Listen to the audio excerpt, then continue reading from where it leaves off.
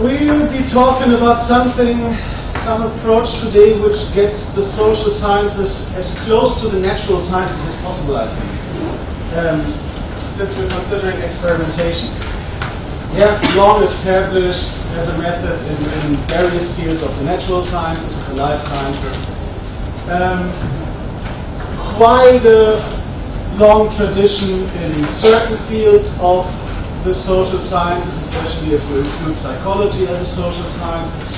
Some would and others wouldn't, maybe. But and also, even in the field I come from, communication science, there's classic studies from the 1950s drawing a lot on experimentation. And some of you might have heard of Karl Hoffman, for instance, who was a pioneer in persuasion studies. So there have been experiments around in many fields of the social sciences for quite a while. We, however, see quite a drastic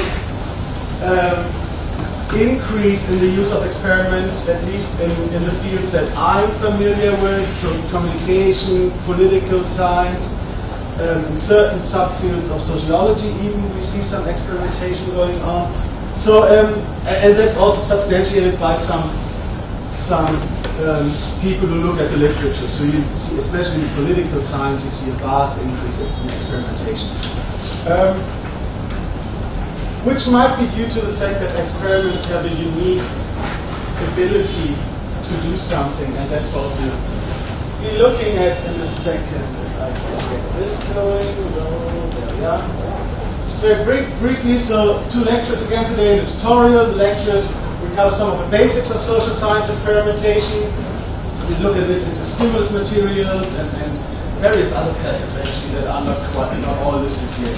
And then in the second part, we'll take look at some, what I would call it, some more advanced types of experiments, so going a bit beyond the very simple, basic notion of what experiments do, and consider preference trial experiments, vignette experiments, and field of quasi-experiments, online experiments, and some particularities of that.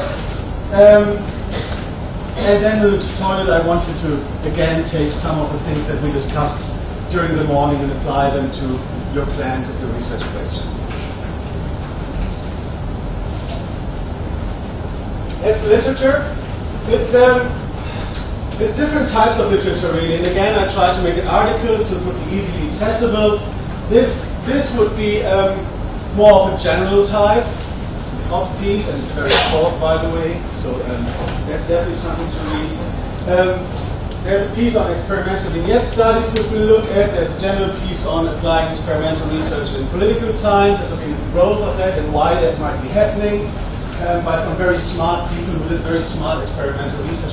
Jamie Druckmann built an entire career, I would say, on very smart experimental research, and the same goes for Kuczynski. After nuclear and a great name in the field. So that's an interesting piece if you're close to that type of research at least. And then the other two are looking more at sampling interesting experiments, and we'll get to that in a second, but a very common problem in experiments is that we use very small specified groups of people when we do experiments.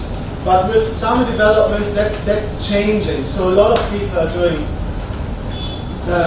online experiments anyway, and increasingly using crowdsourcing for doing online experiments. And you might have heard about mTurk certainly, but there's various crowdsourcing platforms around, and they're very cheap, and they get you data very quickly. So if we've done a couple of things on mTurk and Crowdflower, which is another big one, and you get very cheap data very quickly. A day or two costs you, in our context, maybe a couple of €100, which is still really cheap for doing an experiment. Should be even cheaper here, I guess. And this piece tries to say something about whether it's actually okay to use Crowdflower samples, which are people that tend to earn their living from doing tasks on the internet. And the second one is a critical assessment of the use of social science students, because that's another thing we often do, that we use students, they're close, they're nearby, they're easily accessible for experimentation, and is that really a problem or not? So pieces are rather looking into those issues, which we will not be discussing elaborately today, but I'll touch on that here and there. Some basics. And again, interrupt me whenever you want to interrupt me. Some of you, many of you might have seen this picture at some point during your studies. Some might not. It's one of the classic social science experiments that has been conducted. You probably know it because you know the Milgram things well, right? Ash experiment. That's the Solomon Ash experiment from the 1960s again. And it's an experiment about group pressure, and to what degree group pressure exerts influences on people, on people's behaviors, in particular in this case. So the situation was that an experimental subject, which would have been any person really, and that they fished from somewhere, was asked to participate in a study on, I think, visual judgment. I'm not quite sure even how they called it. It was basically to test conformity. So the group was divided. There were some confederates in it. Exactly. But that's not what they told the experimental subject. The experimental subject, the person that was brought in, was just told this is an experiment on something. I can't even know what it is. So he would have gotten to this setting, right? And there's 1, 2, 3, 4, 5, 6, 7 people around. And in certain settings, 6 of those 7 people were actually were actually experimenters. So they knew everything about the experiment and were instructed to behave in a certain way. And only this one person, let's say him, didn't know anything. He was the naive participant. So and then they got several, this is the instructors, the official scientists, instructing people what to do. And they were shown this picture.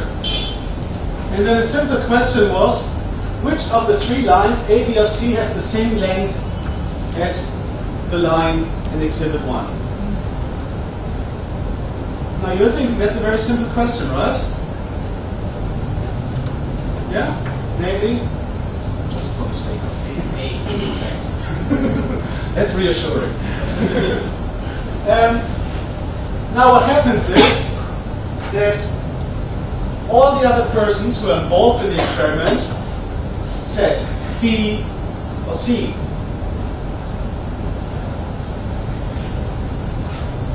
With the result that 60-70% of the naive participants often would give a wrong answer and follow the group pressure that was exerted on them. If everyone in this group, imagine if everyone in this group would have just said C, you've been very confused, right? And you might have followed that answer. And that's the kind of idea that they had in this experiment. And then they varied these groups. So sometimes 6 out of the 7 were knowing participants exerting pressure on the naive participants. And sometimes that were less, that was varied. But overall, and then they did this over and over again. Different combinations of lines, different lengths of lines, but always the same setup.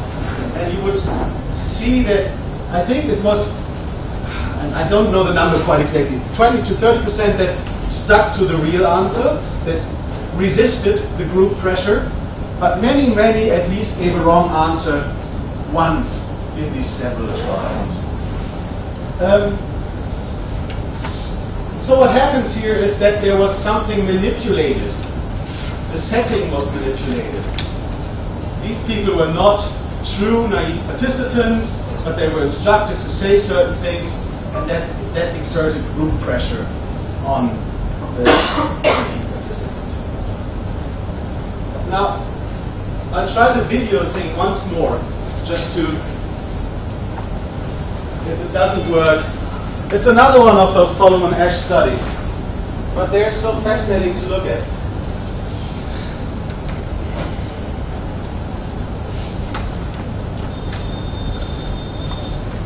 This is actually without sound this time. So what happens? So people are being asked to participate in an experiment. And before that experiment would start, they're asked to sit in a room waiting until they'd be called in. And in that room, they would have to fill in a short questionnaire. Yeah?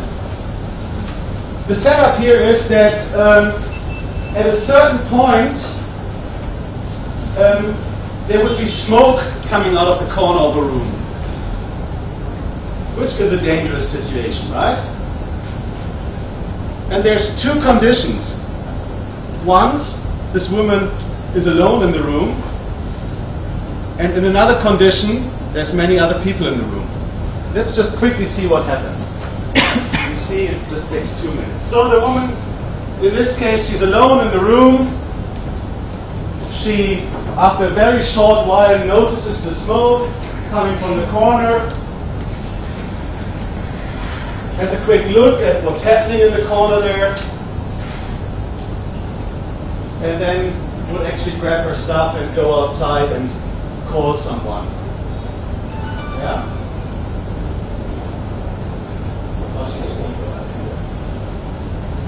Same situation, the woman, but there's Confederates in the room. All the other people were told to just pretend as if they wouldn't be noticing any smoke.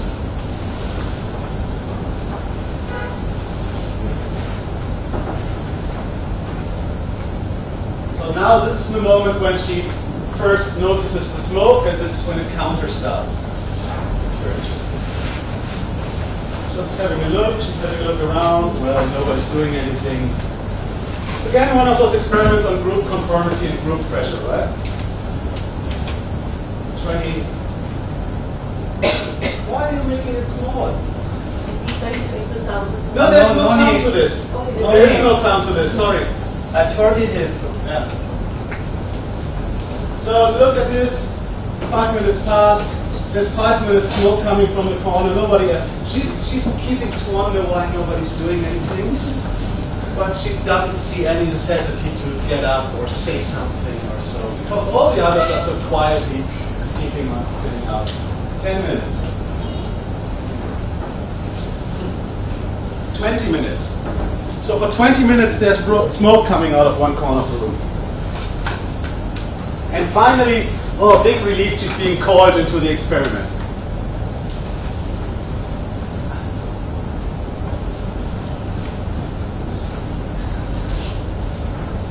What we had here was very important in an experiment. We had two different situations. We had one situation when there was no other person in the room, and you could watch the behavior of the participant then. And we had a second situation where there were a lot of other people in the room that were instructed to behave in a certain way, and you could observe the person's behavior in that situation. And that's the classic idea of an experiment. So you create two different situations, and you can compare people's reactions, attitudes, behaviors based on those two different scenarios, if you want. And that's, sorry. And that's as simple as it is, really.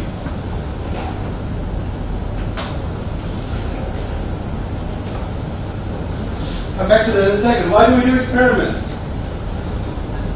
The main reason to do experiments is because many would say it's the only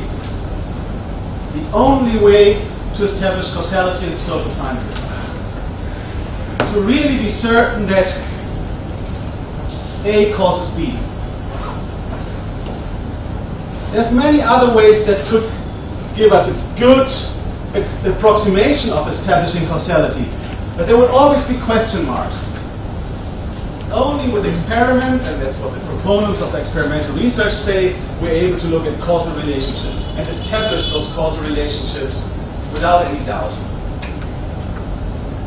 We'll come to some of the critique of that in a second, but that's the main reason. You know, in my field we like to look at media effects. And whenever I do that in a non-experimental setting, there would always be people not believing, even if I find, panel studies integrating media and survey data over time. We're not going to go into that now, but very, very good designs. There would still people who find critique there. When I do an experiment, that's not happening. What is this causality thing quickly? Causality can be established if A precedes B. Yeah? The cause needs to come before the effect. It would be the other way around, it doesn't work. But that's what the experiment is doing. You can look at a cause, you create a situation, and look at the effect of that. That A precedes B does not necessarily mean that A causes B. In a second. That A causes B causes B does not necessarily mean that A causes B. In a second. And we'll leave that where it is. So causality, the independent variable and the dependent variable must be statistically related. There must be a significant relationship between A and B. That could be a correlation, that could be anything you can establish statistically. Typically a correlation. What do you do here? The independent variable must precede the dependent variable in time, ideally. Sometimes you need a bit more logic than time, but usually in social science experiments, it's about time. Preceding. The relationship between the independent variable and the dependent variable must not be spurious. Does anyone know what spuriosity is? In these relationships? Yeah. The relationship that looks like it's there. You've got statistical evidence for a relationship, but that in effect is caused by a third variable, by another variable. Look at an example in a second. And related to that, there should be no better explanation for the relationship between the independent and the dependent variable, between what you're interested in as a cause and the effect of that cause. Spurious relationships. Going to college costs acne. Yeah? No, it does not. It's age that causes that you go to college, and it's age that might cause that you get acne. Right? So there's a third variable, which is age. So it's not the fact that you go to college that causes. The more firemen are in a fire, the greater the damage. Use your damage. It doesn't get dead of the firefighter. No. Bigger fires cause more firemen. Appear to attract more firemen, but it's not the number of firemen that make the damage bigger, right? And a classic example, which is always being used in any methods and statistics class, storks bring babies. There's a lot of empirical evidence that in areas and in times where there's more storks, there's more babies. And is it in Indian? Would you know of the storks bringing babies in an Indian context? No. Okay. Then it must be a very European story, but it was an old ancient saying that storks, these white birds, they bring babies. There's pictures of that. And you can actually find statistical evidence for that, such as this. 1930s. So, the more kids have been born, i.e. the bigger the population at the end of the year, relative to people die, the more storks you would find.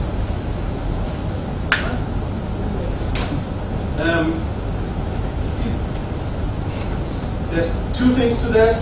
There's this rural-urban explanation. So in rural areas, more children are born, usually. And in your rural areas, you find more storks than in cities, where less kids are born and there's naturally less storks. So that's one of the explanations. The other would be economic development. If you look at this over time, you even find the same relationship. But with economic development, especially, that's 70s, 80s. After economic development, environmental protection measures. So economic development causes people to be more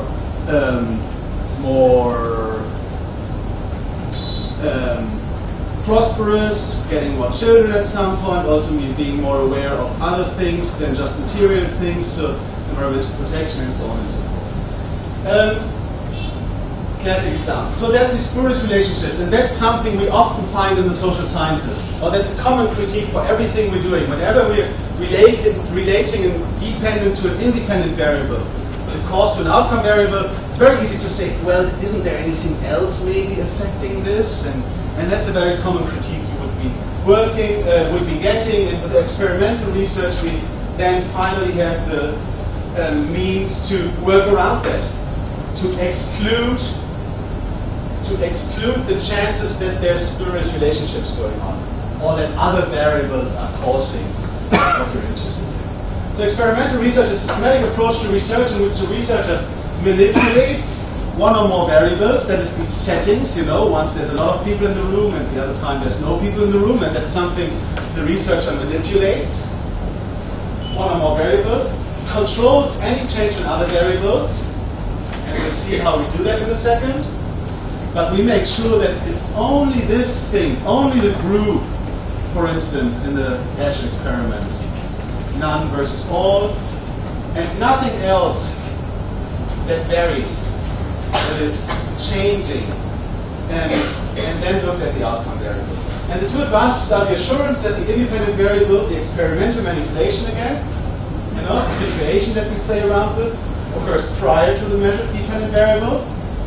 The people didn't walk out the room, or we didn't observe the people before the others came in, but it was the situation that we do something. And which I'll illustrate that in a second again. And the creation of initial equivalence between the conditions of the experiment by random assignment to conditions. Hey, we're at randomness again. Sorry about that, but that's an important point in experimental research. So what we do, imagine these Hajo experiments we just looked at. Right? This is not only being done with one person in the group where there's no other around, and with one person in the group where there's many people around, but ideally there were 40 persons in this group and 40 persons in this group. So you start out with a group of 80 people, and you randomly assign those into one of those groups. Randomization procedures, we talked about that. Randomly assign them to, and that magically, remember the law of large numbers, that magically makes these groups identical. And if these groups are identical, the only thing that's different between the groups is the fact that here there was no one in the room, and here there were a lot of people, other people in the room that behaved in a certain way. All the other things between those groups are the same. That means any difference between the groups in the end, people walking out very quickly versus people waiting a long time until they walk out, any difference you observe between these two groups must be attributable to the stimulus, the condition, the situation that you're changing, the way you're fooling them. We'll come back to that. Experiments are basically about manipulation. You're manipulating a certain situation, a scenario, and control. You're controlling everything else that's going on. This would be a classic setup of such an experiment. So you've got a lot of people here, 80, 100, then you've got two groups, we'll come to that in a second. 80 people here, let's say. You randomly assign these 80 people to two groups, and that must be a real random assignment. You've got group A, group B. Equal size, or roughly equal size, so 40 and 40. Group A watches a violent video game. Group B plays a violent video game. Group B doesn't play a violent video game. They play another sort of video game. And then you look at the effects of this, which in this case, why not measure of aggressive behavior, for instance, could be tested out comparables. Yeah. And your expectation would be that those who played a violent video game are more aggressive than those who didn't play a violent video game.